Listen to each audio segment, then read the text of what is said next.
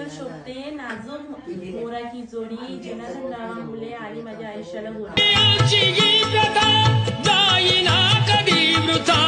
जाईना कधी वृथा ऐक सत्यनारायणाची कथा ही ऐक सत्यनारायणाची